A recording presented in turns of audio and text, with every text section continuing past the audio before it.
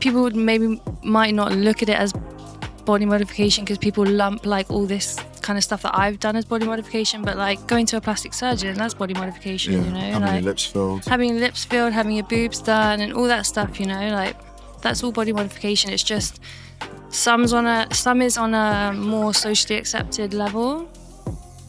We've all had that feeling that you end up feeling like the sideshow, and I hate that. Yeah. Like, don't make, like, I am a freak, but you are not the person to tell me. I remember it being in the airport, sat in this bed, and they wheeled me through passport control, and this Korean woman just held my passport up, and I just remember like having this like sickly green face, and she was just like looking at me, and I thought, oh my God. Like, also, I'm like a heavily tattooed person with fucking purple eyes. Like, I'm sure I scared a few people in the airport. I love being bougie. I'm a bougie bitch, bruv. I like to go to LA and go and like lay on the rooftop at a pool all day and just chill out. Do you know what I mean? Mind my own business, drink fucking cocktails in the sun and like eat caviar. Like that's my shit, bruv. I'm down to do that. But you have to be like, I have to be very specific of the types of places I go, because like you said, you can be having a nice time minding your business and it can be one look or one comment or just, you know, it ruins you for the vibe. It ruins the fucking vibe. People like us as well, because of the way we look, it's a constant reminder to people who maybe have fallen into the trap of just going with the general mentality, you know. We can really like grate on some internal trauma potentially, you know, like it's like we're a reflection of what potentially they would want to be, or like just an example of like what it's like to not conform. Out of fear. Hello and welcome back to season 2 of the podcast. I'm Alex Lloyd and this is the 21st Century Tattoo. Lovely stuff. Grace, thank you so much for having me down. Oh, it's a pleasure. Thank you for being a part of it. Of course, it's a pleasure to be a part of it. Thank you. Yeah, no worries. I've been excited to get you on. Let's go straight in with the guest question from the previous guest. Okay, I'm nervous. No, this is a good one. Really quite thought-provoking. Would you rather be a patio or a shed? A patio or a shed?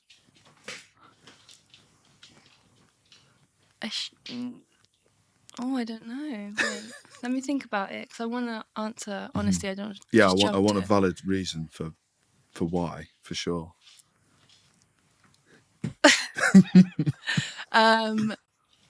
Maybe a patio. Why? I said patio as well.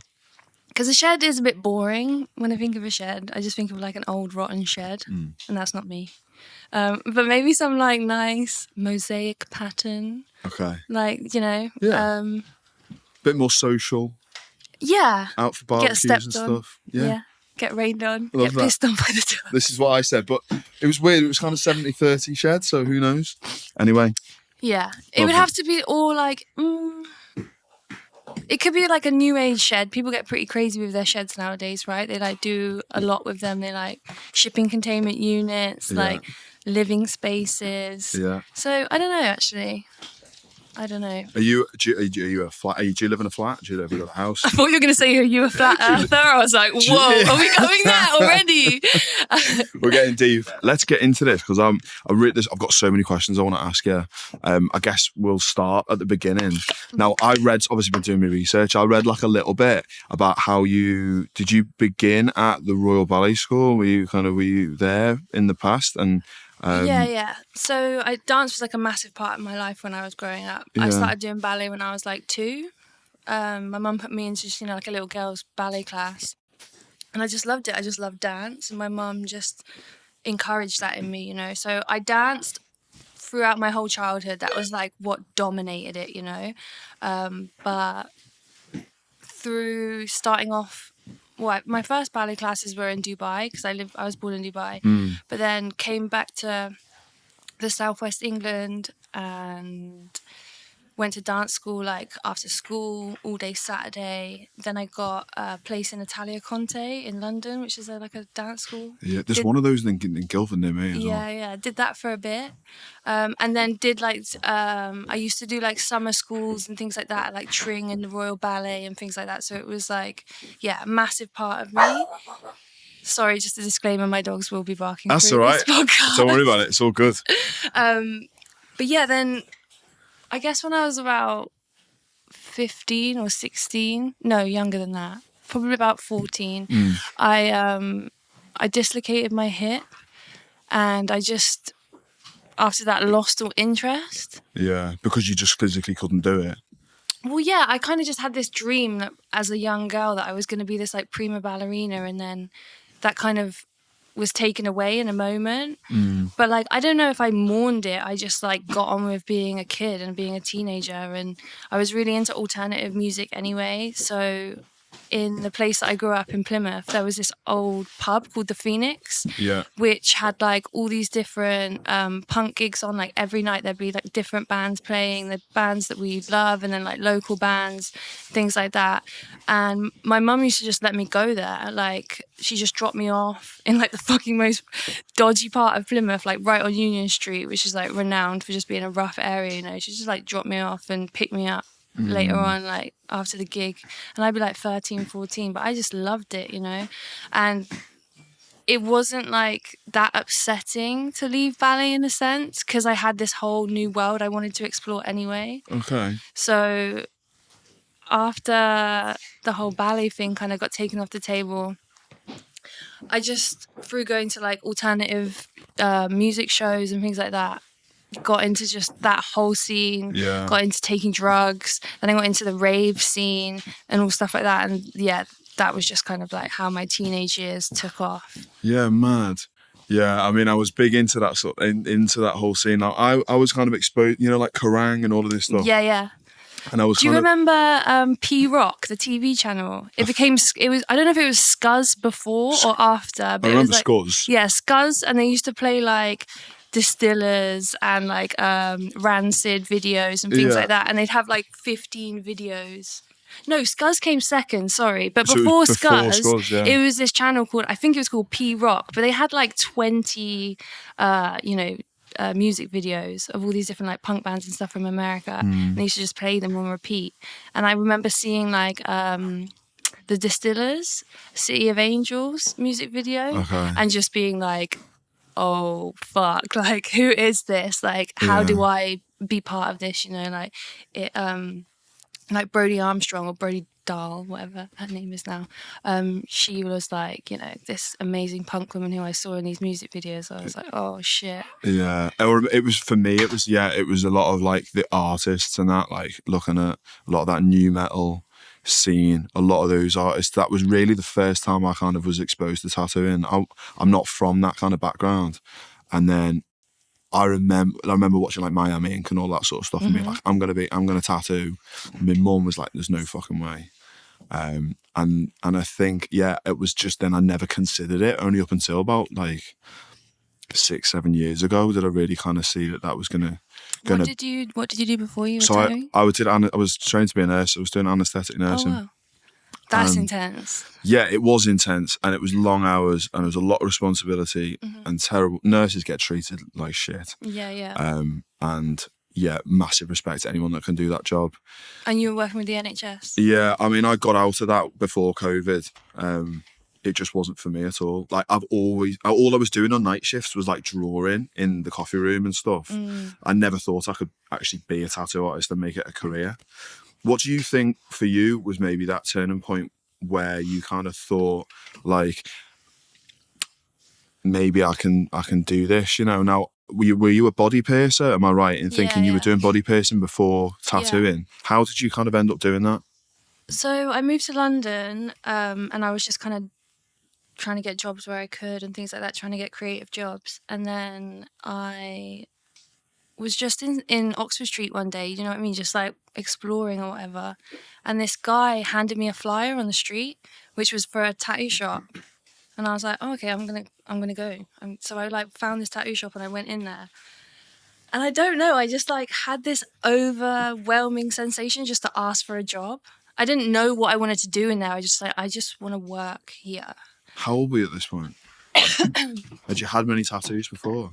Yeah, I had loads of tattoos. Okay, fine. So I started getting tattooed when I was 15, and just went ham.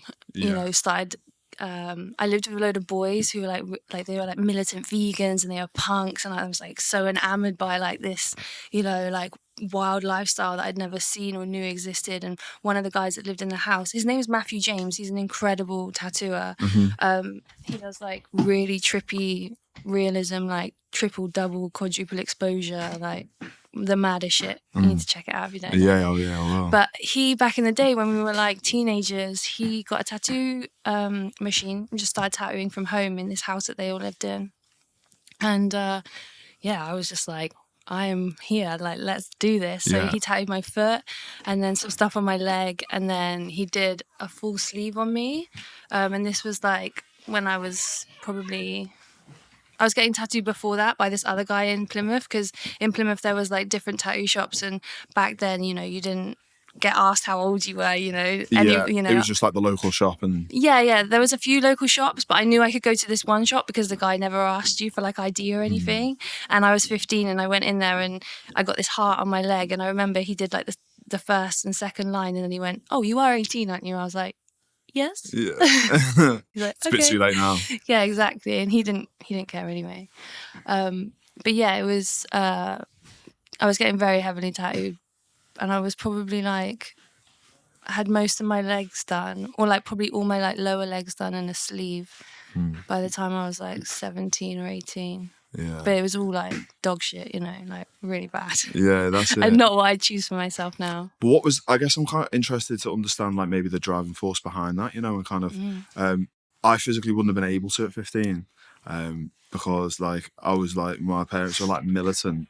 Now, what was your situation? Were you able to kind of? Well, me and my mother were like, we're very similar. We're both Aries as well, so it was a bit mad, like growing up, especially when I was like a teenager. And when I was 15, I think I was ready to go. I was ready to like fly the nest. And she was happy for me to do that. Oh, sorry. That's all right. So yeah, I moved out when I was 15, and I kind of became financially independent and on my own since then. And she got me, back then it was like £150 a month for a tiny little flat in Plymouth, do you know what I mean? Yeah. And I could make that. My mum sort of like helped me find a flat and stuff. And then I was making money by, you know, I had a few jobs, but I could never be in like a retail job or a job where I had like an authority or a manager on me like all day. Like that never really worked for me. Yeah. So I found other ways of making money as like a kid. So I loved going to raves and stuff like that. So sold pills for a while. Do you know what I mean? Yeah. And yeah, that was it. I was just like living my life. I didn't know what I wanted to do, but I loved alternative culture. I loved alternative music. I loved getting tattooed. I loved getting piercings. I used to sneak out of school to go and get pierced by this girl called Emma in this place called Tribal Voice. Okay. Yeah, shout out Emma. She's a legend. But yeah, that's how it all started. And it was like this. Just fell in love with it. Yeah, and then being 15 and like living in town and not having like anyone around me to tell me what to do, I was just kind of free to explore whatever I wanted, you know. Yeah. And yeah, it was really fun. Yeah, I love that. I think that's great. Like, there must be so many people that want to kind of do that and express themselves in that way. And I think it's so good that Don't you get me wrong, my mum was vexed. My parents were fucking pissed. When I started coming home with like, I hid because I didn't live with them, I was like able to hide my tattoos from them. Up to a point. And I remember I went home and I stayed at my parents' house, and my mum has an art studio with like a pull-out bed. Yeah. So I slept on the pull-out bed, and I remember like waking up in the morning and my leg was sticking out of the bed. And my dad came in the room to like get something. And I just remember this, like, he like looked at my leg and I like looked at him and we looked at each other and I was like, shit. And he didn't say anything. He like walked out, because my dad was never really like the disciplinarian. Like I feared him as the main disciplinarian, but it never got to that level. Okay. But my mum would be like the one who would sort shit out in the house, you know? Yeah. But she scared the shit out of me when I was a kid, you know what I mean? My mum was like a force to be reckoned with. Oh She's God. an amazing woman, don't get me wrong, but she was a force to be reckoned with. Yeah. I remember like sitting in that fucking bed being like, oh shit, I've got to get up. I've got to like face the music. And I did. I went out the room and my mum was just sat on the sofa in her dressing gown drinking a coffee, looking pissed. And I was like, oh, you know, here we go. Yeah. Do you think that taught you anything? Was there any lessons in that? I don't know. No. It's crazy. My Look at me, you taught me nothing. both my parents were like that. My dad was in the police. My mum was a nurse. My mum came from quite a religious background. It was very strict. And the first tattoo, or the first visible tattoo that they saw, I went into hospital really ill on Christmas Eve one night. And my dad had to help me in the hospital, put a hospital gown on. I had a tattoo on my ribs. That was the first time he saw that. And I got a hide-in on the ward in the hospital, ill, like on death's door. and he just completely ripped me a new one in the hospital. So I feel you. That's savage. Can I put this on? Will it fuck up your No, do your thing. continuity? Do your thing. It's cool. It's all good. Thank you. But yeah, my dad was in the Navy. And he's like, you know, he wanted to be a captain in the Navy, and he fulfilled that dream. But to do that, you know, he knew that he couldn't do as the like lower ranks would do, which would be go and get like heavily tattooed when they like dock and things like that. So for him, even though he was in the Navy, which you would associate tattoos with, he's never been tattooed. And he kind of like, not now, because I've changed his perspective, but he kind of like looked down on tattooing. You know, he had this kind of pretense only certain types of people got tattooed. Because the people in his just from his experience of growing up, do you know what I mean? Oh wow, okay. Prostitutes and sailors were the only tattooed people in his life, you know, all the other army people who were in my family, you know. My uncle David's got loads of tattoos, but again, like they're different, you know. He was in the army, and it was just more like acceptable with what he was doing, but my dad was not on it at all. Did you find it difficult, or are you still finding like to kind of change his perspective on that now? Obviously with him, you're his daughter, you know, I guess he's no, like he must see now how what it can be and what the industry is. My parents you know? are super supportive and very proud. They didn't get it for a very long time, and there was definitely, I was a wild kid, you know what I mean, and I was going out and I was, you know, experimenting with drugs and just loving this whole like party lifestyle and just being free. And because I was getting tattooed and getting body modifications and stuff at the same time, you know, it caused concern in my mum's head, you know, which is fair enough. And looking back, like I probably did stress them out a bit, but you know. Yeah, I mean, you've part got of to being do a what kid makes and you a parent. happy. Yeah, I guess. But you're also like learning, you know, what makes you happy. Yeah. I'm glad that you had, you know what I mean, to go from something which you were obviously so like set on with dancing to then find something that you loved. I think that's great. But yeah, talk to me about going from body piercing to then tattooing, I guess. So I got the job in this place. I asked for an apprenticeship, and the lady in there, this woman called Arla, she was an amazing piercer. She said, I'll teach you how to pierce. So yeah, that was it. I started my piercing apprenticeship. Did you do that thinking I'm going to be able to then tattoo off the back of that? Or No, I didn't. I didn't really think about tattooing, like actually doing tattooing at the beginning. I was just so enamored by body piercing, and I was so into body modification as well. Like, so that really, you know, was my forefront. Like that's what I was focused on at that moment. I thought maybe at the beginning as well that I wanted to be a body modification artist. No, I do not. No. Why? I just couldn't handle it. I would not be able to handle it. Scream it. Like, you're not you can't be squeamish. Not even squeamish, because I assisted a body modification artist for years. Like I've helped people, you know, I've assisted on many things from like tongue splits to eye tattooing to everything, you know. So I've been in the thick of it. I'm not squeamish like that, but it's just like, it's so high risk. You know, and my mind doesn't work like that. Like, fine. What sort of qualities do you have to be a body modification artist? Sociopath? No. I'm joking. You have to. It's like being a surgeon. You know, those people who like. So you're an anaesthetist, right? So you knew surgeons and things like that. Helped the anaesthetist. I was down. But you worked with them. Yeah, you worked with them, right? So you see like all different types of doctors in A&E, and I may be wrong, but I just assume that like surgeons are different. They're cut different to the average like GP. Do you know what I mean? You've got to be a certain type of person who can like open somebody up and deal with the pressure, but be able to perform a responsible whatever on them and make it work, you know, like that's some crazy high risk shit. And that's people who go to, surgeons are people who go to fucking medical school, do you know what I mean? And in the safety of a hospital. Yeah. Whereas body modification is a bit more of a wild land, and a lot of body modification artists don't have... Sorry, my chapstick just fell. That's all right. It's all good. Yeah, I think a lot of body modifications don't have like a medical background. Don't get me wrong, there are people who practice body modification who do. Yeah. But, you know, in general, it's kind of like a self-taught, underground, grey area when it comes to legality sort of thing. So it does attract a certain type of person. Usually they are some kind of tortured artist, you know, some kind of tortured creative, but their mind is wired up in a way that they can deal with cutting people, you know, cutting bits of people off and remolding bits of people, or, you know, injecting something into someone's eye so it doesn't make them go blind. Yeah. Like, that shit is too high pressure for me.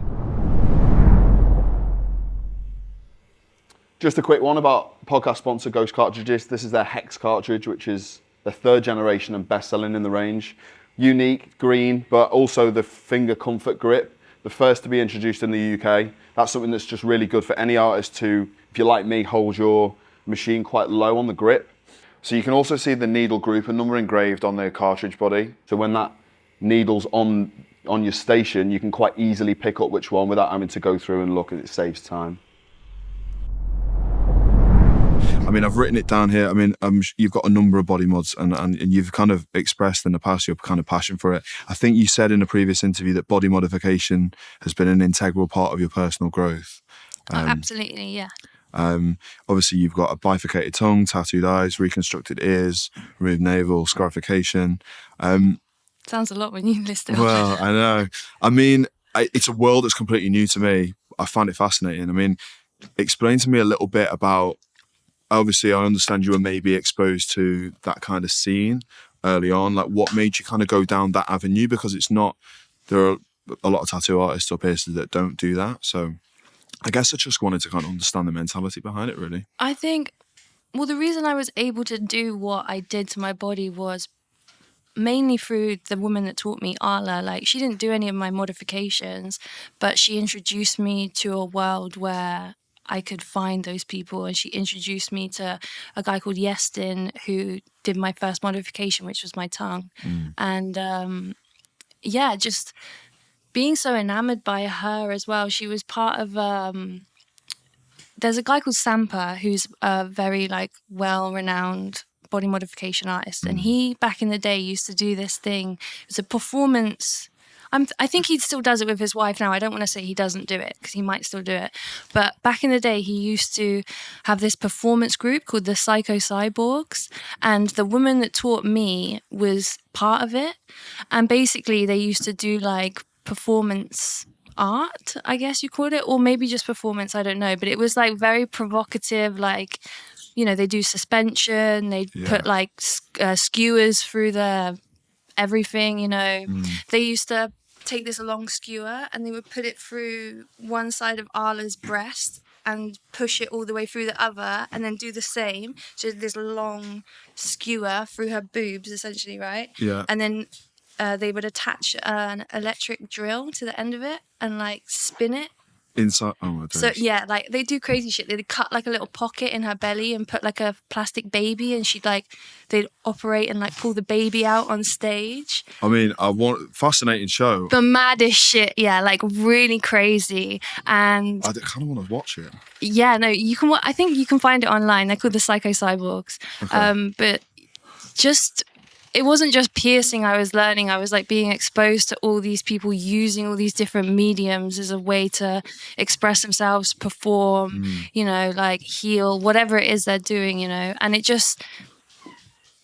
opened up like it opened my eyes, you know, and it completely inspired me. And I'd always been into the idea of body modification from things that I'd been exposed to when I was younger. And my mum had loads of art books with loads of different things, and in there was like stuff on body modification within tribal culture. So I'd seen like people who have full body like scarification from these pictures in books that my mum had exposed me to. So I don't know, it was like not an abnormal thing for me. It was kind of like normal because I'd always been thinking as a kid, you know, like people change their bodies in wild and crazy ways. It doesn't. Yeah, it's not actually an abnormal because there are so throughout like history, it's been like, and in all parts of the world, it's a big thing, isn't it? Yeah, massive. You can find body modification culture in every culture, you know, even Western culture. Like people would might not look at it as body modification because people lump like all this kind of stuff that I've done as body modification, but like going to a plastic surgeon, that's body modification, you know, having like your lips filled, having your boobs done and all that stuff, you know, like that's all body modification. It's just some is on a more socially accepted level. Yeah. And the outcome of it, you know, like getting a breast augmentation is way more gnarly than anything I've ever done. You know, like actually like putting foreign objects in your body and lifting muscle and, you know, having to do all this shit afterwards to like hold them in place so your body gets used to it. That's a crazy thing. It's an amazing thing that we can do that. But, you know, people look at, you know, it's just what is socially acceptable. Yeah, I mean, people like, get hip replacements. Do you know what I mean? And that's some stuff drilled into the bone. So I don't know. Yeah, I think I completely agree. That's like people don't do that out of choice, innit? And it's when people start doing things like from choice and like is it selective surgery? Is that what you call it? Elective. Elective. My bad. No, that's it. You're close enough. Yeah, like elective surgery. Like, you know, a lot of people just full stop wouldn't understand why you would put your body at risk like that. Yeah. And I totally get that as well, you know, but it just depends. You never know what people are going through at that moment in time. Like my eyes, for example, my eyes were one of the hardest things I had to do. And not because it was painful. It was like one of the least painful modifications or like experiences I've had with like doing stuff to my body.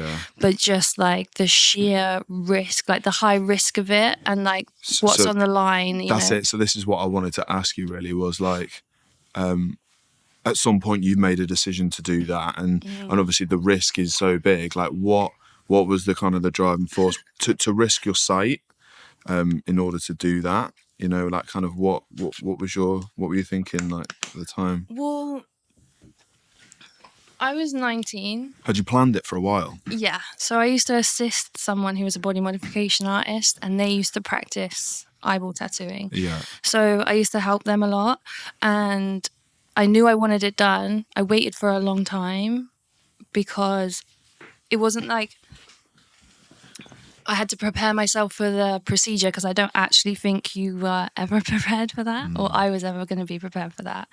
But just working out what colour I wanted was the thing I sat on for the longest because I didn't want to make a mistake and regret like using the wrong colour. So I thought about it for a year. I changed the colour a few times and then I settled on purple. And yeah, then I think... What were the options? I was going to go for this like light seafoam green colour, which was kind of cute, but I have like really like rosy skin, so it just kind of made me look a bit sick. And I have hazel eyes, so I just thought that green, like the greeny hazel eyes and the purple would work well together, you know?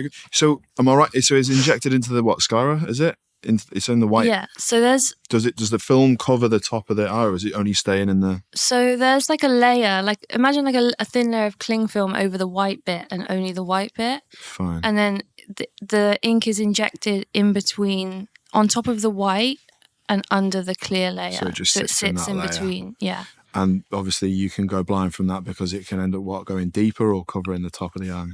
So from. Not my experience, because I was very lucky that I was around the person that did it a lot. So I tiptoed in. I had 12 injections in each eye, but we did it over like 3 or 4 days. So it was like less traumatizing for me because I found it very intense. And I can imagine. Like just emotionally, I found it like very distressing. So to keep going and going and going was a lot for me, so we decided to space it out. But also just from assisting so many, you kind of get this comfortable idea of how it's going to go. And have you seen any go wrong? Not personally, no. I'm very, the person that did it invented it. So Oh, you're in the... I was only going to be working with the person who'd been doing it the longest, you know what I mean? Of course. And as far as I'm aware, they've never had any complications with any of the people that they've done. But they did a video of someone getting, like, they did a YouTube video and put it out there of eyeball tattooing. So loads of other people started to do it. You know, they watched it and they thought, I can do that. They think that's easy, safe. Yeah. And so from that, I know that there's been people who have gone blind. There was a model, she went blind in one eye. I think one person had to have their eye removed. A guy in prison went blind, I think, but he did it on himself. I don't know how, like, what he did it with or like or anything like that, but I think a lot of the time it's people don't realize that you have to, like, I don't know, I don't want to say what you have to do because I'm not an expert, I've only ever assisted, but from the things that I've seen, the complications are like too much ink in the eye, which causes like a, you know, like blowout in tattooing when you blow out the skin. So if you put too much ink into an eyeball, it will have to go somewhere, so it saturates into your tear ducts. So people have like permanently stained under eyes and eyelids and things like that. That's just like a cosmetic complication. But people who have gone too deep, perforated the eyeball, things like that, that's when you really start to fuck people up, and that's when people go blind or they have to remove their eye, or, you know. I honestly would never recommend anyone to get their eyes tattooed. I know that sounds a bit controversial because I've got my eyes tattooed, but speaking I get it. It's just so high risk, and there is not enough people who know how to do it out there. So it's like, and I would never recommend anyone, you know, people ask me all the time, who did your eyes? Where can I get my eyes done? And I'm just like, don't. I don't say don't, but I'm just like, I can't help you because I don't want to recommend and then something go wrong. Yeah. You know, I don't want that on my conscience. For sure. And if they want it bad enough, then it's down to them to research. Yeah. So like tattooing, piercing, it's like, it's one thing. And, you know, for me, sometimes some tattoos can hurt, you know, and sometimes they're not too bad. It's a mentality, and you have to have like a bit of like a self-talk for that process, you know? Yeah. What are you telling yourself in the moments where you're kind of having those, getting that scarification done? And are you kind of just, what are you kind of getting out of it, I guess, is what I want to try and understand. Well, I think you, like you said, I think you mentioned about how kind of like going through that pain, kind of, are you kind of trying to understand where your limits are personally? Yeah, definitely. So especially when I was younger, I've kind of like chilled out a bit now. But when I was young and I was like, I don't know, just changing my body so dramatically, like felt like this really amazing rite of passage. And I felt stronger through being able to go through these processes. I liked being able to push my physical boundaries. I played a lot with, you know, pain when I was young. Not young, but, you know, when I was a teenager and in my 20s and things like that, especially in my early 20s with the whole body modification thing, you know, doing body suspension and realizing that, you know, I could use physical pain as almost like an outlet, you know, and it makes sense because people, you know, it's why people self-harm, you know, it's like it's a release. People need to, and that was a way for me of what I thought, and I still think was a healthy way to go through that, you know, because I had a very tumultuous early life, you know, probably hung out with the wrong people, invested a lot of time in the wrong people. So when I came to London, especially like kind of this, you know, naive but hopeful kid, I was already a bit damaged still. Like, so yeah, when I found all this stuff in London, I came to London, which is so different to anywhere I've lived before. You know, I'm a little country bumpkin from Newton Ferrers. Like, so London was just this like, this whole new world to me. And then finding all these people and these subcultures and these, I worked with, Tamara Lee. She's a tattooer. She's amazing. Yeah. So I worked with her in the first tattoo shop where I got the piercing apprenticeship. She was working on the desk, and we used to work at her dad's club night to make extra money, like working on the door selling tickets, and it was an alternative club night and things like that. So I was exposed, even with that, like I was exposed to this whole other world of weird alternative people who congregate, like. So yeah, just London, especially the first few years, really, like, I just had a lot of new, like, first experiences. Yeah, for sure. If you're enjoying the podcast this week, don't forget to leave us a rating and a review wherever you listen to your podcast. It really helps the podcast grow. I guess we'll get onto it, I guess. But yeah, talking about hand poking and maybe kind of the decision to do that and maybe stay machine free, like, talk me through that process. Well, I've been a piercer for like a year and a half, and then Tamara had always, shown a keen interest in art, and so had I, and we would sit together and draw in the shop, like when I'd be waiting for piercings and the shop was quiet or she was on her break. And then I lived with her at the time. We had a little house together.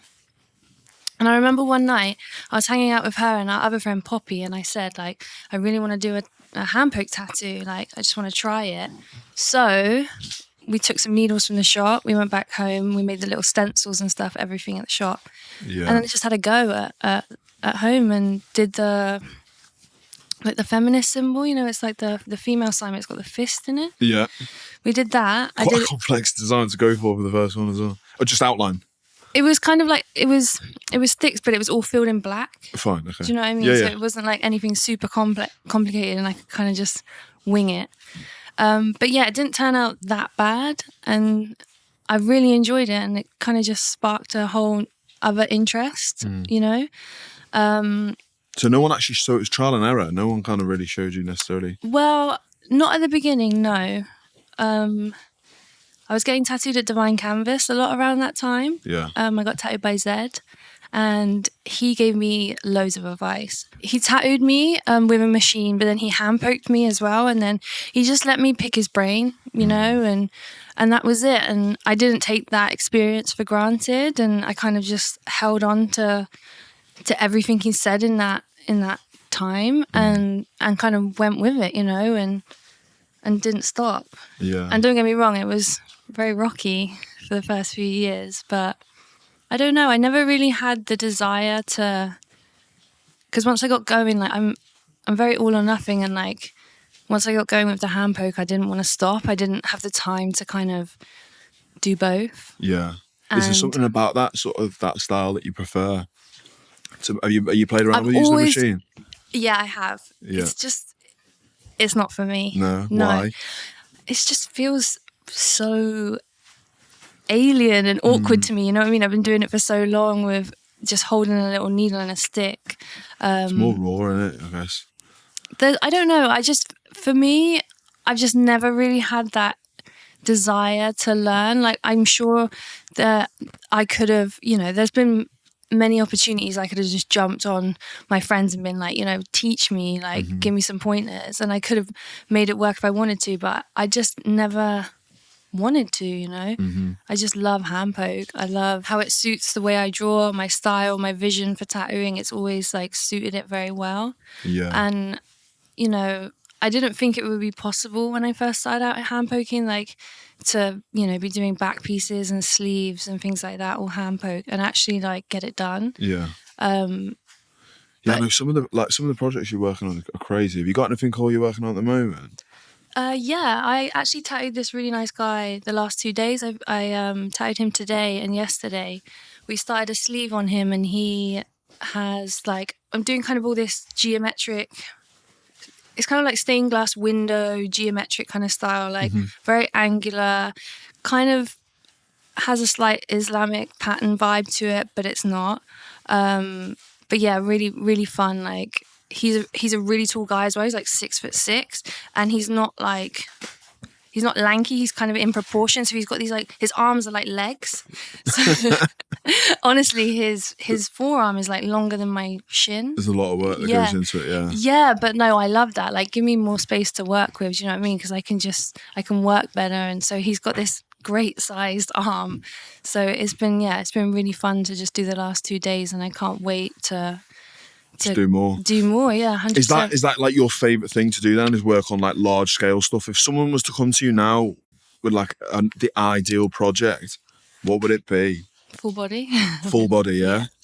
In terms of like actual handbook, then it takes a long time, doesn't it? It takes a while to do.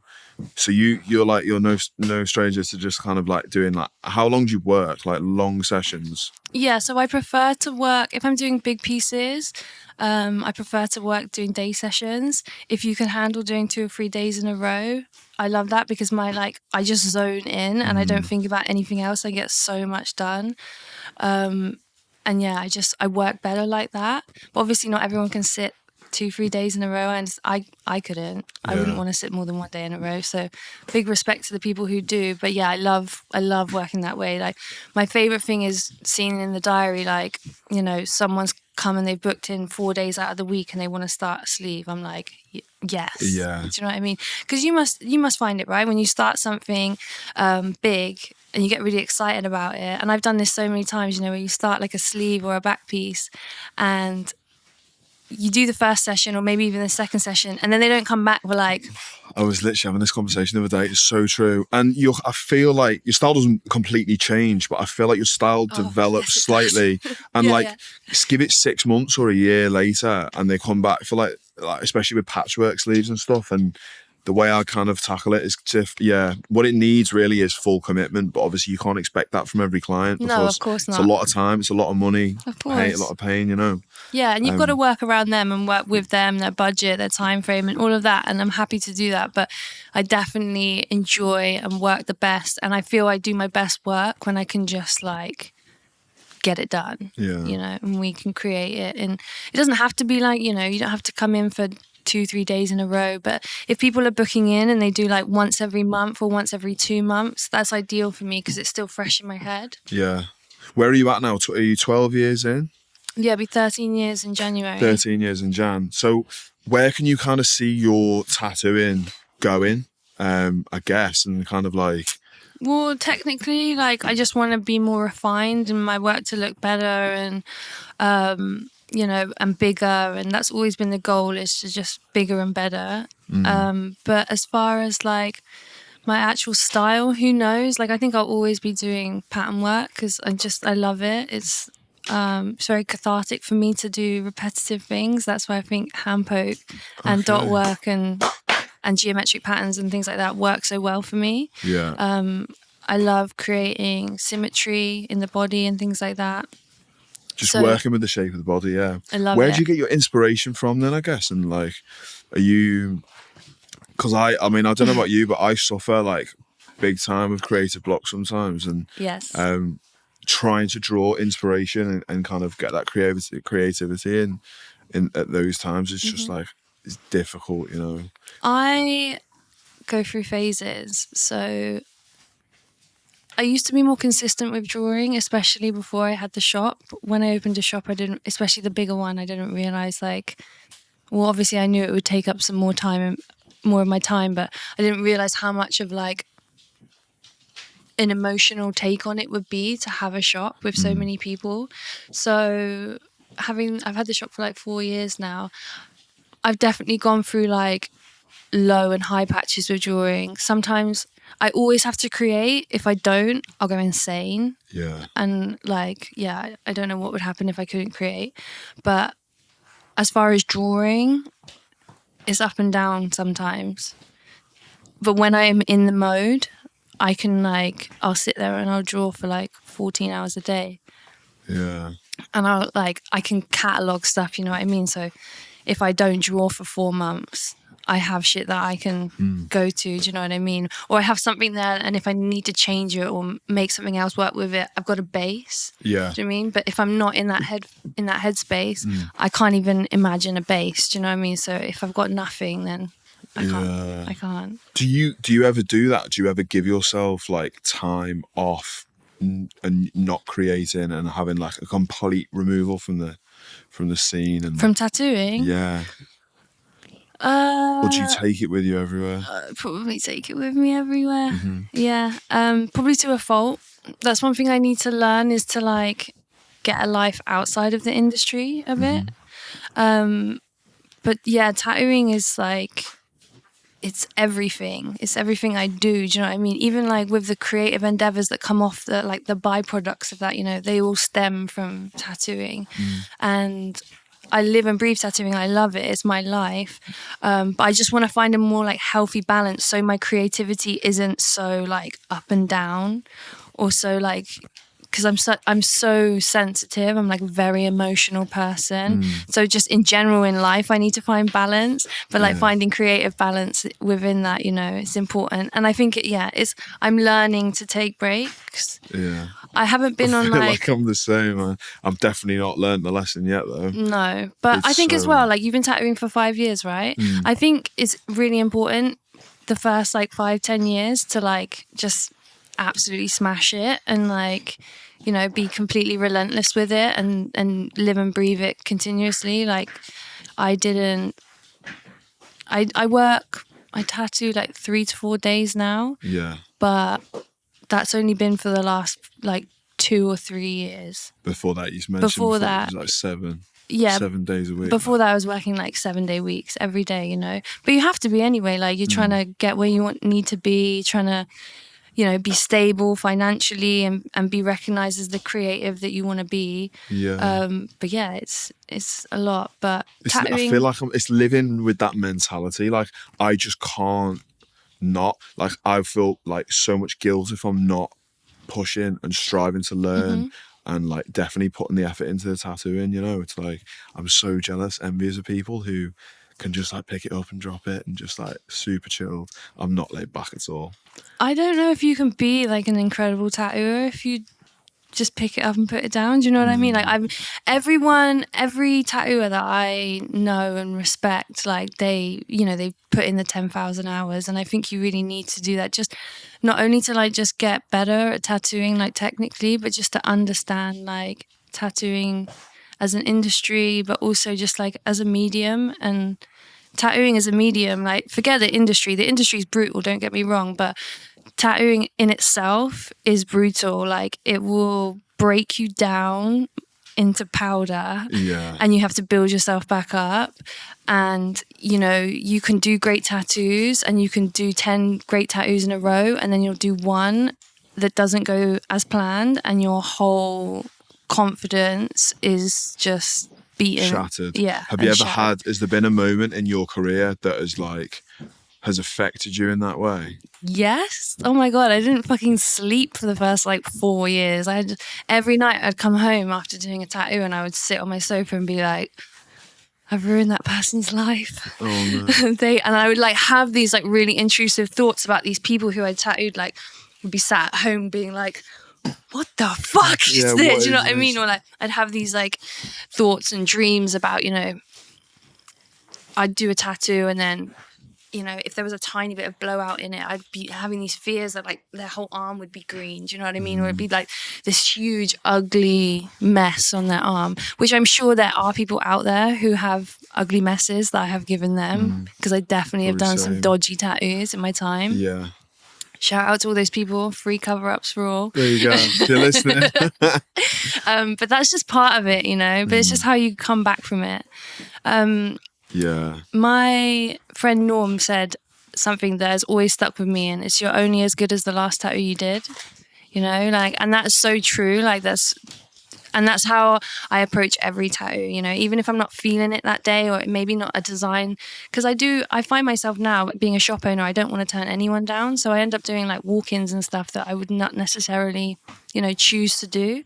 But I just want everyone to have a great experience here, and I never want to turn them away. So I don't mind pitching in.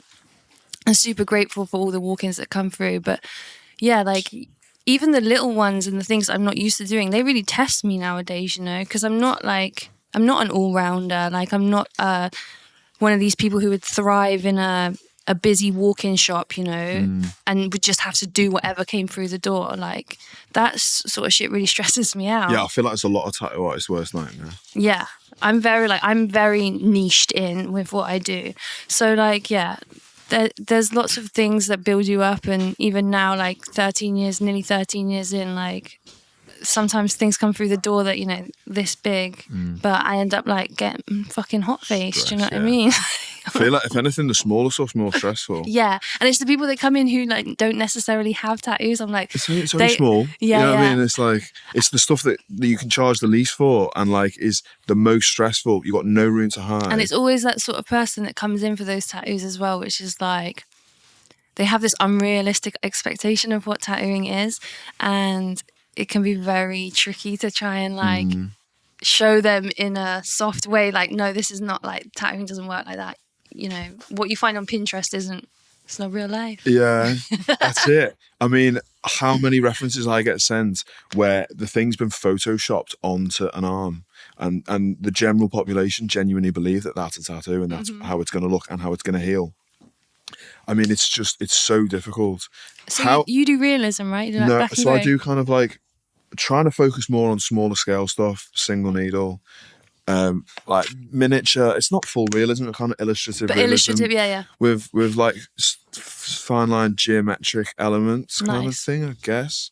But that's still the pressure to make things look like they look. Do you know what I mean? If I fuck up a pattern, don't get me wrong, it can go horribly wrong. And if I, you know, shade in the wrong bit, it could be like a disaster. But I don't have the pressure of making, you know, so-and-so's son look like he does in the picture on there. But then you could argue that like the repetitive patterns have to be perfect.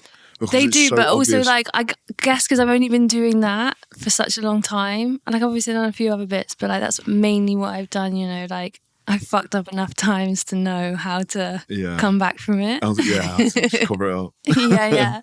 Like, yeah.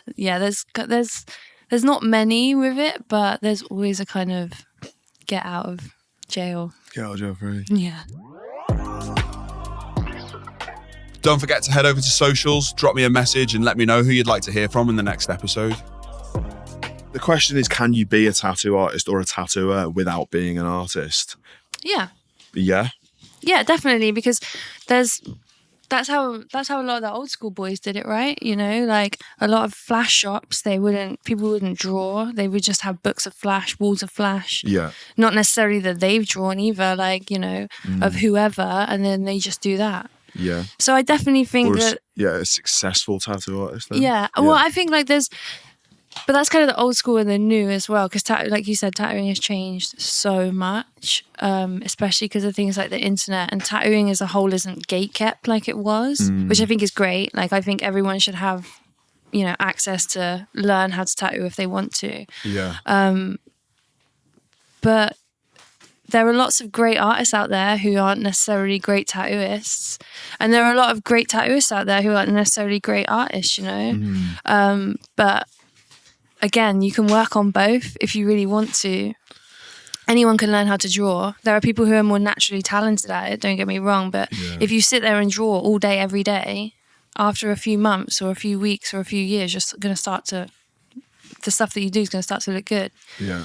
It's the dedication. It comes back to the hours, like I'm saying, you know, it's the dedication to it. And I think I don't tattoo with machines, so it's hard for me to say, but I think it's a lot harder for people to you know, become great tattooists without some kind of guidance or knowledge, because there's so much trial and error, especially with a machine, because there's like, obviously you have to get to grips with just how a machine works, how it's set up, you know, what voltages you've got to run it on. That shit goes straight over my head, you know.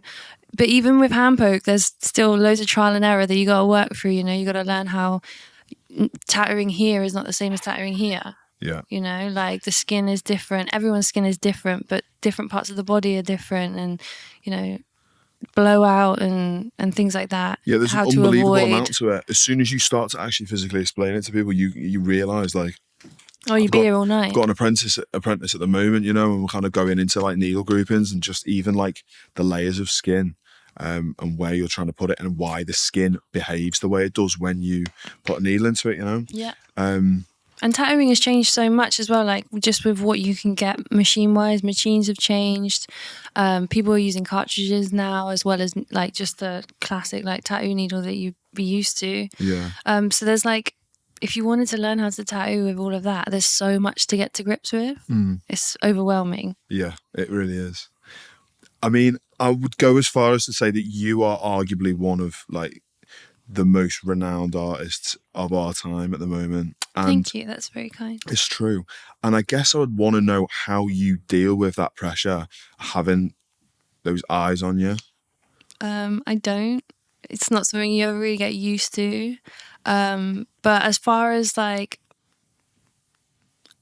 I'm a hermit. Like I get a lot of my social gratification in the shop. You know, like I have a big shop and I've kind of created a bubble for myself as well. Like I've kind of created my own universe where, you know, I can come here and be social and just be with like-minded people and give people an amazing experience in tattooing. But still, I'm kind of like, I'm sheltered and safe here. Do you know what I mean? Obviously, I do loads of conventions and things like that. And I love being amongst people in the industry. Like, I love going to conventions and seeing old friends and meeting new artists and things like that. But there is like a kind of uncomfortable pressure and almost like a judgment that people have because like I have been doing this for a long time and you know, I've done things as well. I don't know how to explain it, but like I guess I did things that weren't necessarily of the norm because I was like, I started working in tattoo shops when I was 18, right? And it was different then. Tattooing was exciting and popular, but it hadn't taken off like it has now. It was a bit more, well, underground, I guess. It was still very underground, yeah. And the whole kind of transition of tattooing has been so mega, do you know what I mean? And I'm kind of like that generation of tattooer that was kind of there for a bit of the old school. I grew up in that environment, but then I've been there through the kind of evolution of it as well, but like at an age where I'm like, it was easy for me to evolve with tattooing because I hadn't been in it that long. Do you know what I mean? Not saying that people who haven't been doing it for a long time don't evolve with it. No, for but sure. There are definitely like some old schoolers, do you know what I mean, who find it hard to, you know, do it how the kids do it nowadays. And I get that because it has shifted massively. What's the biggest change that you've noticed? Just the how accessible information is. Like, you know, to find out information about how to get tattooed, who to get tattooed by, you know, the smorgasbord of tattoo artists and shops that there are is more accessible to find them. You just go on your phone. Whereas before, you know, it was like, you know, people through people, or there's like a local shop in a local town. You know, things and like that was it. Yeah, exactly. You went to the local shop. Like I was completely uneducated when I first started getting tattooed. I rebelled. I got covered with shit ones when I was young, at 18, when I'd moved away and went to uni. Didn't research them at all because like I don't think I even thought about it, but I guess I assumed that every tattoo artist just did the same thing to the same standard. Now I think back at it now, that just seems ridiculous, but I didn't think about it. And it was only then, once I kind of really started getting like seeing it blowing up on social media, that I kind of then was like, oh shit, yeah, there is such a dramatic difference in artists and styles. Definitely. But as far as like getting to where I've got in the industry, don't get me wrong, I've put in my 10,000 hours and I've worked really hard. And I just was relentless with it as well. Like I was just, you know, I'm an Aries. When I get an idea, I'm fucking doing it regardless of who tells me I can or cannot. Do you know what I mean? If you're not going to help me, cool, I'll do it on my own. That's always been my mentality. But also I think it was a luck of the draw as well, with like, I just happened to come up in a time where Instagram, you know, I had a Tumblr before. When I was a PSO, I had a Tumblr, and that's where I got like the first time I'd ever had anything online that had any kind of amount of followers to it. Yeah. And then through that, I got on Instagram, and it just kind of went from there. But I was like just lucky in that time and space to kind of just get get that exposure. Yeah, was get there that a pivotal exposure. moment where like something you did or something happened that kind of caused that, or was it just a really kind of slow burn? Oh, I don't know.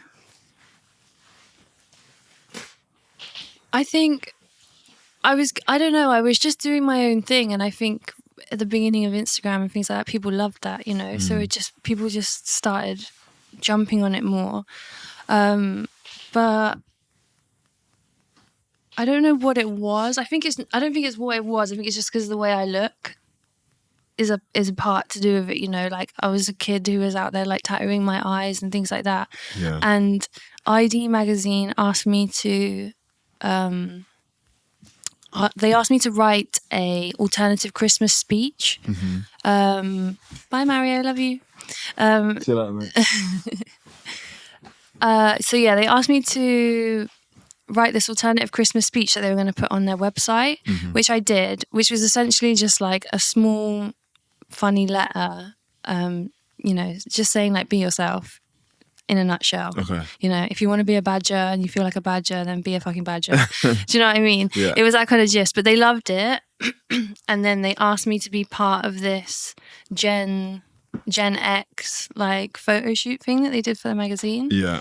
And off the back of that, the thing you did, like the Christmas speech thing, it did really well on their website. So just because of that, they asked me to do more, like, and they shot this little piece with me because I guess they wanted to see what I'd be like on camera. Yeah. And I wasn't awful. And through that, they just asked me, like, we want to work with you, like, because Vice own ID. Yeah. And then they just said, like, we want to work more with you. Do you have any ideas of what you want to do? And I said, yeah, why don't we shoot a tattoo documentary, but actually like go to different places and learn about like the tattoo culture in that specific place. Yeah, so good, because it's what the industry needs. It's good that they kind of gave you the freedom to do that as well. I like that, you know. Well, yeah, but that kind of came from the fact that they, you know, they're clever, aren't they, Vice? They're a huge media company, and they knew that because of because I was weird and I was upcoming online and things like that, you know, like thought we could do something with this girl. And they did blindly trust me when it came to like, you know, what should we do? Yeah. And I was like, we should go to South Korea and hang out with this guy at Pro. He's really cool. I've met him. And I just said like all these cool people that would have like a good insight on the industry. And it just went from there. Yeah. And then, you know, it came a kind of collaborative thing with contributors where I'd give them some names and then they'd find people as well for me to meet and, you know, and stories to unfold. So yeah, it was a really beautiful, amazing experience, but obviously that gave me a lot more exposure.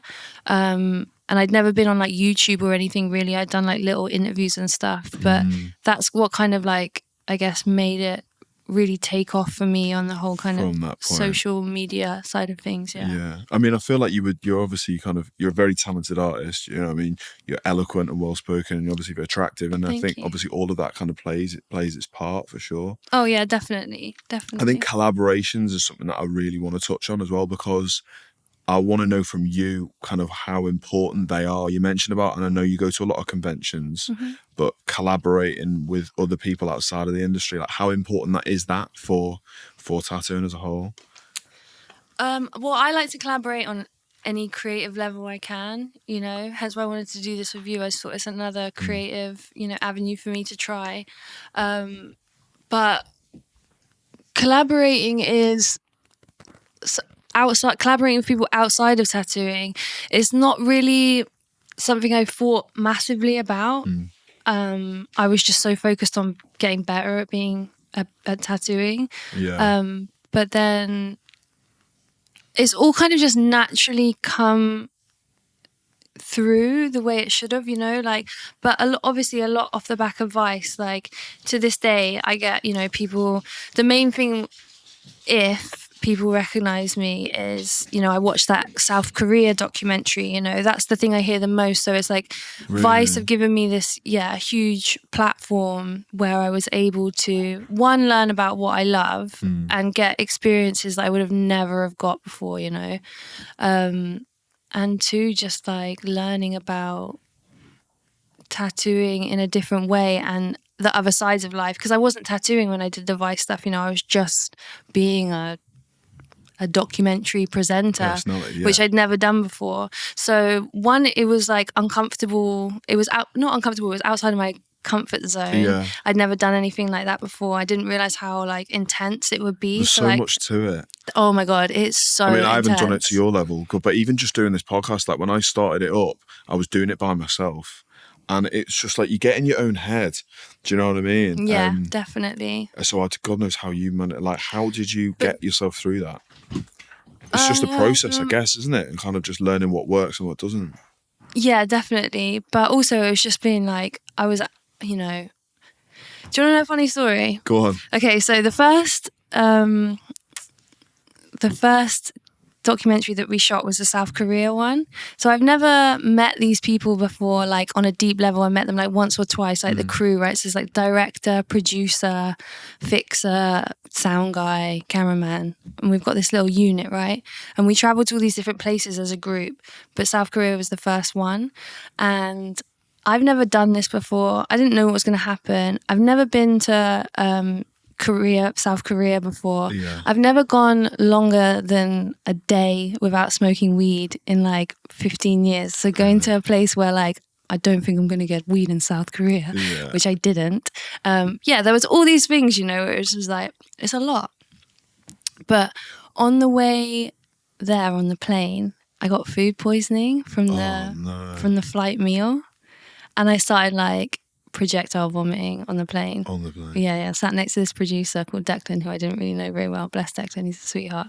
But poor Declan, like I'm there like projectile vomiting and I didn't stop. They had to wheel me out off the plane on like a what's it called? Not a girdle, a gurdie? What, like a hospital bed thing. Oh, wow. Okay. Like the trolley like thing. A stretcher thing. Yeah. Yeah.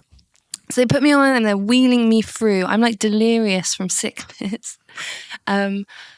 I remember being in the airport, sat in this bed, and they wheeled me through passport control, and this Korean woman just held my passport up, and I just remember like having this like sickly green face, and she was just like looking at me, and I thought, oh my God. Like, also, I'm like a heavily tattooed person with fucking purple eyes. Like, I'm sure I scared a few people in the airport. But basically, I ended up in the bus going to the hotel, and Declan and Nick, who's the director, they're literally having a conversation like, how are we going to, like, is she going to be okay? Like, do we need to take her to a hospital? I was like, don't take me to a hospital. Get me to a hotel room. Get me like a bottle of water. Yeah, get me a Zoot, but that's not happening, bro. Like, I'm not even going to ask these people. That's not happening. Okay, I was waiting. I was like, who's going to come and drop this off? No one. Oh, shit. Korea was dry, bro. But I'll tell you about the others. But I did manage to find some weed in Asia, but not in South Korea.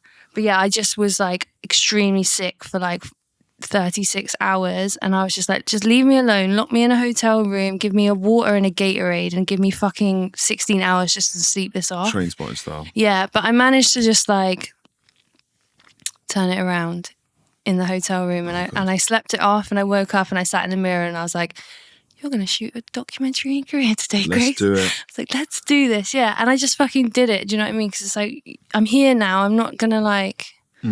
But that was the first introduction to like shooting documentaries. And I was like, holy shit. But it was amazing. Like not having weed and all that aside, it was an amazing experience. I feel like does it just get easier every time then, you know? Yeah, it definitely did. And there was obviously places that I enjoyed more than others just because like the people like touched me different. Do you know what I mean? Like New Zealand was one of my favorite places to go to, mainly because the people were like, oh, it makes me want to cry. They're like the nicest people I've ever met, just in general as a whole. Like so welcoming, so kind, like they just treat you like family over there. It was very overwhelming. And I think that's why I had such like a emotional experience there. Yeah, because it was just super heartwarming, you know. Well, where's the craziest place that this has taken you? They were all pretty crazy, to be honest, for different reasons, but I mean that South Korea story is pretty mad. But that's just me being sick on the plane, bruv. Even in South Korea, like I met like these gangsters. Even like tattooists themselves in Korea are their own form of gangster. Do you know what I mean? Because it's not legal for them to do what they do, and they live their life authentically, even though like the society that they're living in doesn't agree with their lifestyle and literally wants to, make it illegal. And it is illegal to tattoo without a doctor's license. Is it? Yeah, so you have to be like a trained medical professional to tattoo in South Korea. And it's the same. I don't know if it's the same in Japan, but I know that the Japanese government were like pushing With for the Yakuza. Yeah, because of the history of the Yakuza and stuff like that. That's why they don't, like, the older generations don't really fuck with tattooed people. Do you know what I mean? That's why you can't like go into bathhouses and stuff as a tattooed person, because it's very insensitive to do that because of like the cultural history. And because of that, in Japan, the government are trying to make tattooing illegal. I know that they've been really pushing for that. It's crazy to think that all that's going on when it's like so free and the expression's so free over here, But you got to remember, tattooing was, I think, you have to fact check me on this, but tattooing was illegal in New York in like the 70s. Really? Yeah. So you got to think like... So it really was underground. It really was, I want to ask you about this, like body mods and scarification. Is it legal over here? I don't think so. Area? No. Yeah, it's a very grey area, and that's why I think a lot of people have got away with doing what they do for so long. But I know, and I don't want to say any names because I can't, like, I don't know if I can, and I don't want to put anyone on blast, but I know that there was a body modification artist in the UK who's English, who ended up getting prosecuted and going to jail for X amount of years for illegally practicing body modification, even though there was no casualty, like nothing that he did went wrong, or like... Yeah, it was just the fact that he was doing it. Was like they wanted to make an example of him, and they did, which is tragic, you know what I mean? It shouldn't be like a case of making it illegal and pushing it more underground. It's like, make legislations and guidelines and, licensing and everything up to scratch of what you need it to be, and then let people... I almost feel like by doing that, it makes it more dangerous anyway, because people are still going to do it, but people are just going to do it. Yeah, of course it makes it more dangerous. Yeah. People die all the time. Someone died in Australia not long ago because they had an implant in their hand, and the body modification artist told them to come to them and not go to the hospital. And ended up going wrong, and they died of blood poisoning. Do you know what I mean? So it's like there are massive... It's causing more. That would cause more of a problem. It's definitely causing more harm than good. Yeah, like it needs to be like legalized and guidelines and all that shit done to it. Do you know what I mean? I don't know how they do that, but it definitely needs to be done. It would make a lot of people more safe. It needs someone, maybe like yourself. I don't know. It needs someone who has got some clout in the industry or whatever to... I don't know, because the people who are making the rules are so far removed from understanding any part of the industry. Like, look at it with COVID and how like the government completely, like there was no recognition of tattooing or piercing or anything, It's crazy. I mean, is that a good thing? Is it good that we aren't, and there is still that level of kind of underground, or is it a case that there needs to be some sort of governing body for it, and there needs to be some spokesperson? Well, if the governing body was responsible and actually governed well, then yeah, of course. But as far as governance goes, like I don't think, if we're going to talk about a place or anywhere, like on a political level, like I don't think anything is really governed very well. Yeah. So I don't know. I wouldn't necessarily put my trust in the government to, clean up tattooing and piercing and body modification.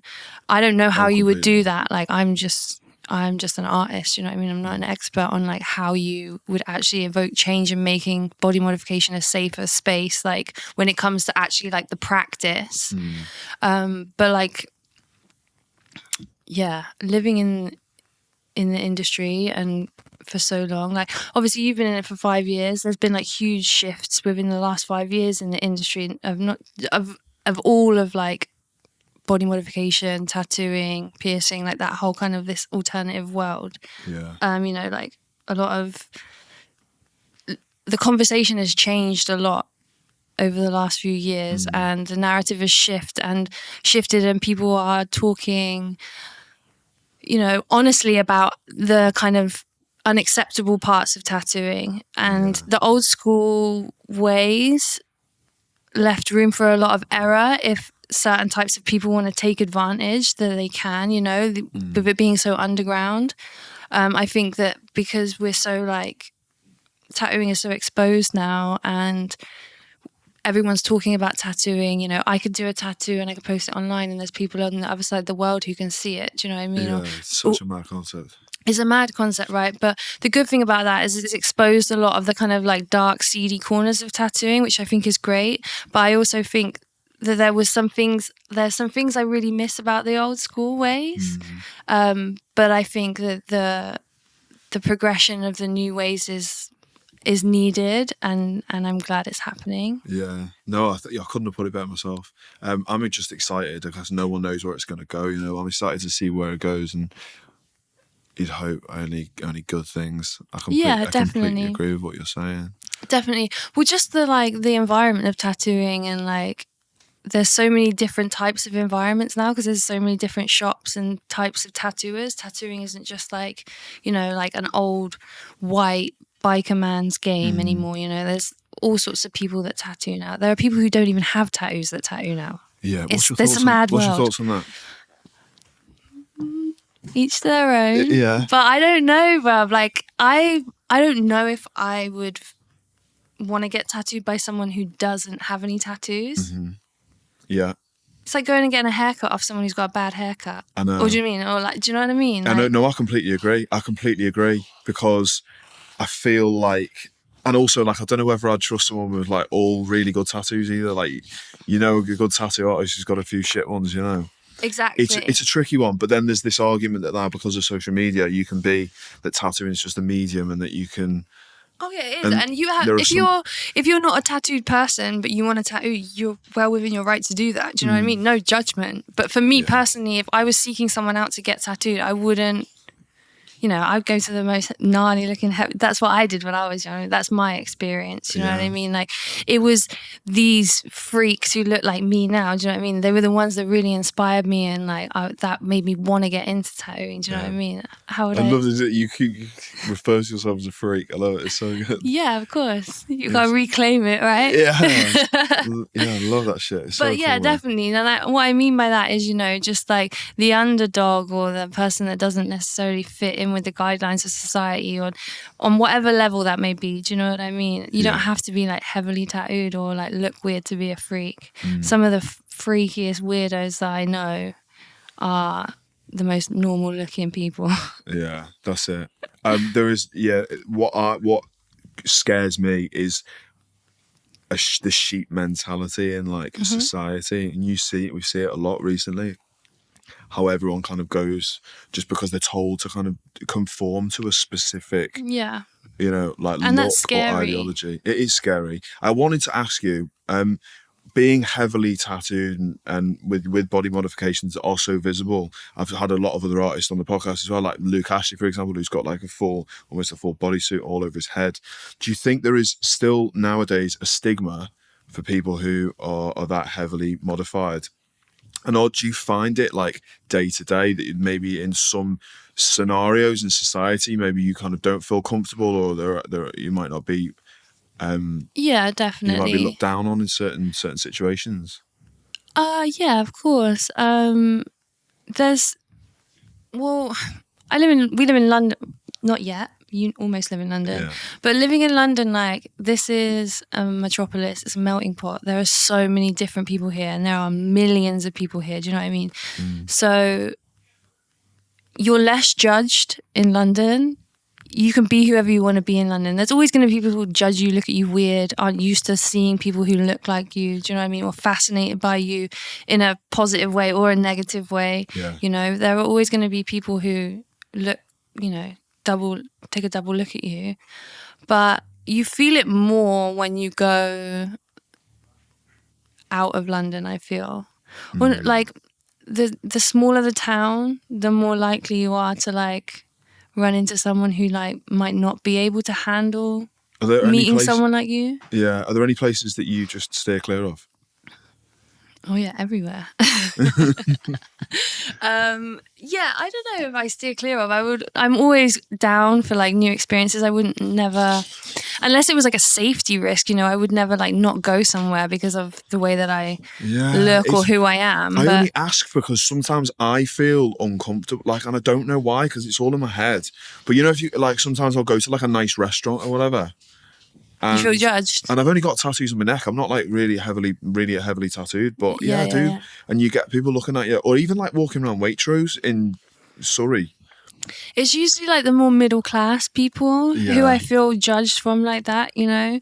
I feel like the more working class mentality, like, don't get me wrong, people are shocked and they're inquisitive, and some people can be rude and things like that, but I don't know, it's just the judgment from like you said, like going to when you want to go somewhere nice, you know, if you want to do something nice, it's different when you're going down the shops and like Deirdre looks at you weird and you're like, oh my, do you know what I mean? Like that's one thing. But when you go somewhere and you can specifically feel someone's energy, like you're not welcome. Like you're not welcome. Yeah, I don't like that. No, I don't like that. And you know, that's why I begrudge going to a lot of like posh restaurants and things like that, because I don't want to be made to feel like that, especially if you're going to charge me like £350 at the end of the meal for this fucking God, I'm so this piece of food that's like this big. Do you know what I mean? Yeah, but there's like, you know what I mean, you stay in a nice hotel or like do like a spa break and it's the same concept. But I love bouge. I love being bougie. I'm a bougie bitch, bruv. I like to go to LA and go and like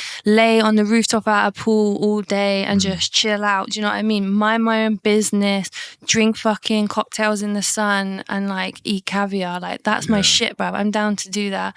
But you have to be like, I have to be very specific of the types of places I go, because like you said, you can be having a nice time minding your business and it can be one look or one comment or just, you know, it ruins you for the vibe. It ruins the fucking vibe, and then you become resentful. Yeah, and then you don't go those places again. Exactly. Yeah, exactly. I mean, I hope that will change. You just got to, once you find your little places, you know, you just got to keep them a secret. I feel like that's almost why, maybe subconsciously, that I'm on a bit of a mission to try and just make tattooing a little bit more normal and trying to kind of like hopefully try and convince the middle class, you know, that there's nothing, like, it's just creativity and expression. But the middle class love to get tattooed, you know what I mean? But it's like but they're more like our generation. But like the middle class, like our mum and dad's age, like that's when you just don't get it. A lot of them don't get it, no. But I guess as well, like historically, tattooing has been grouped in with more working class types of people. So maybe that's where that comes from. Do you know what I mean? But yeah, we've all had that feeling that you end up feeling like the sideshow, and I hate that. Yeah. Like, don't make, like, I am a freak, but you are not the person to tell me. Yeah. Do you know what I mean? Like, and you make me feel like your freak is different to my freak. Do you know what I mean? The way you're saying it and the tone you're coming with and what you mean is different. It's like you're a freak that's below me, you know? You're judging me, but I'm using this as a way to describe people who are in the same kind of mindset and have the same freedom of expression as I do. It doesn't necessarily have to be like a physical freedom of expression, but it's just like a mental mindset. Do you know what I mean?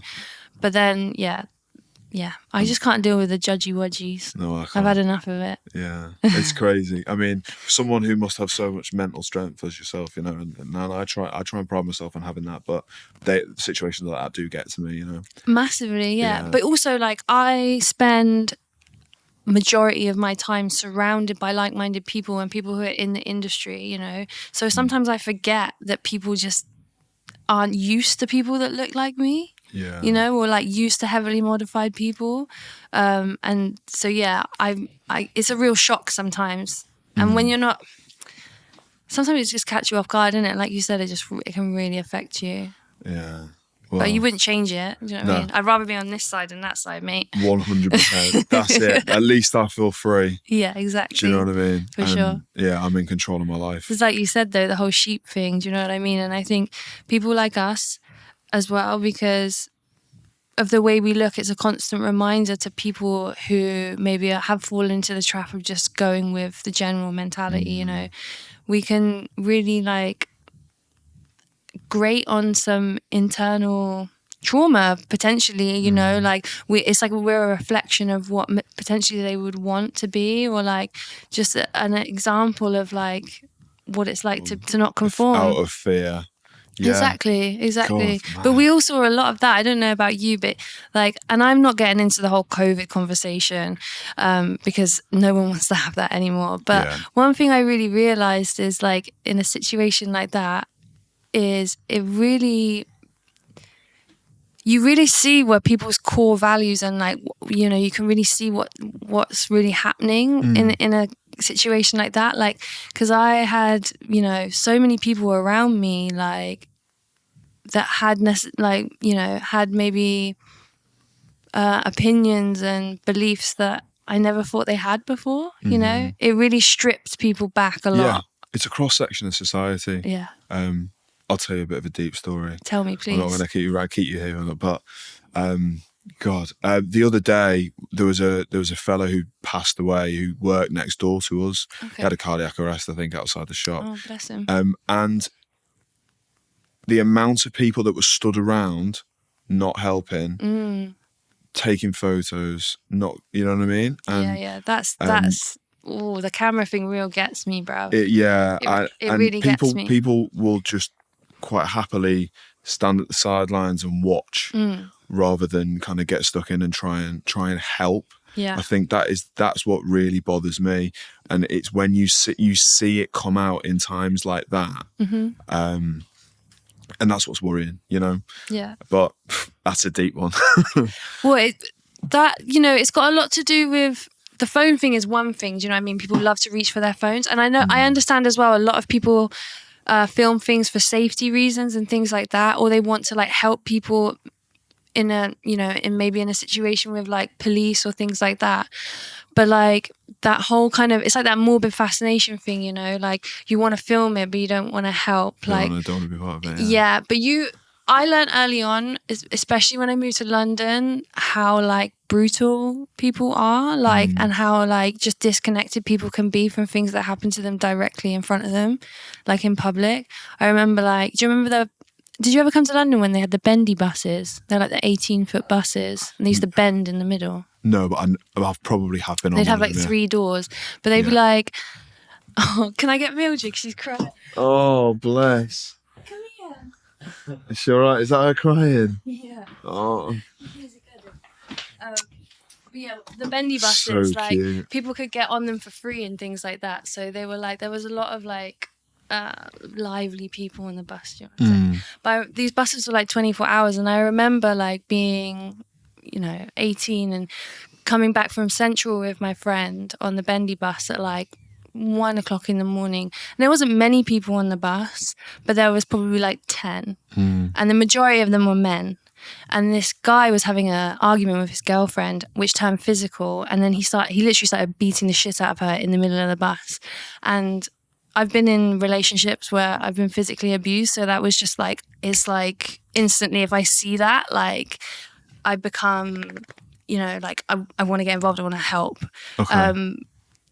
Obviously because it's like a trigger for me, but just generally, like if you see someone like in the street and something's going on, my natural instinct would be to go and help. And like, try and help. Yeah, exactly. For sure. So me and my friend, 2 18-year-old girls, had to like physically try and help this woman who was like on the floor getting kicked in the ribs, and all these men didn't do a muscle. Yeah. And that taught me it was a horrible lesson, but that really made me realize that like people don't give a shit about anyone but themselves in this world. Do you know what I mean? Yeah. And that's a brutal reality, unfortunately. It's How do we get onto this? No, it's right. And but there are good people. You just do what you got to do, innit? And do what you can do. If you can help someone, help them. Do you know what I mean? I'm not saying like, I don't know what I'm saying. Yeah. But just like, I'm just not of that mentality in it. Like if I see someone in the street, I'm going to help them if I can. Do you know what I mean? Yeah. And that's that. You have to. So important. Yeah. One thing we haven't spoken about is Femme Fatale and the legendary studio. I mean, I love this space. It's so cool. Thank you. Just tell me a little bit about like your vision for this place and how it came to be. You've been here 4 years now? Yeah, 4 years. I think you mentioned you're kind of just about getting it to how you want it to be. Yeah, like physically, the shop is kind of, it's just looking more full, and like, I love a hodgepodge tattoo shop. Do you know what I mean? Like, a lot of the old school shops that I used to go in, there was always so much to look at, and I love that. And I'm a bit of a Inspiration hoarder everywhere. as well, so this is a place for me to, like, you know, collect and arrange my hoarded wares. Yeah. But yeah, the shop's been open for 4 years, but I had a little shop before that for a year, and yeah, it's been a learning experience, man. Like, being a tattoo shop owner is very different to being a tattoo artist. Especially at this level, like, I didn't really think about how intense it would be to have a shop with 9 stations in it, but you know, you just make it work. And Was that the vision then? Were you kind of like, were you set on, what was the kind of main aim for the space? so I wanted to have my own studio, just because I wanted to work out what it would be like to have your own little space and not work for anyone. So I had my own little shop. Yeah. And then, because I had 2 stations in there, I had friends come and work with me, and then I was having guest artists come down, and then I was meeting all these amazing artists, and I just, you know, a small little community started forming. So I was like, I'll get a bigger shop. And that Aries mentality again, like all or nothing, let's just fucking do it. And I found this place, and it just, I fell in love with it. Yeah. It's got a balcony, and I'm a stoner, so that was obviously like the selling point for me. Yeah.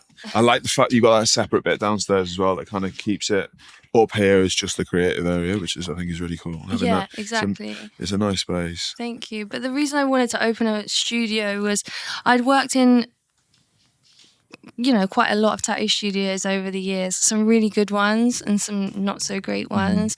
I've worked in kind of many different tattoo environments, and I just wanted to create a space for everyone, you know, like I didn't want to create this kind of like ranking system or snobby shop, you know. I wanted people to come in here and feel comfortable and feel at home, and you know, whether that be them getting, you know, their first tattoo or their 100th tattoo, it didn't matter. I just wanted to create like an environment that just felt natural to be in. Kind of a, like, it's a shop, but it feels like you're more coming and hanging out with your mates. Yeah, it's not like super businessy and super formal. No, we're not stuffy like that. Do you know what I mean? I want people to feel like they're coming around their friend's house for a cup of tea. Yeah, nice. And they're getting a tattoo at the same time. Do you know what I mean? Yeah.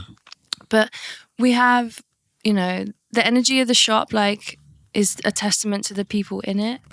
And I'm really lucky that people have always been really good and, you know, respectful of the space.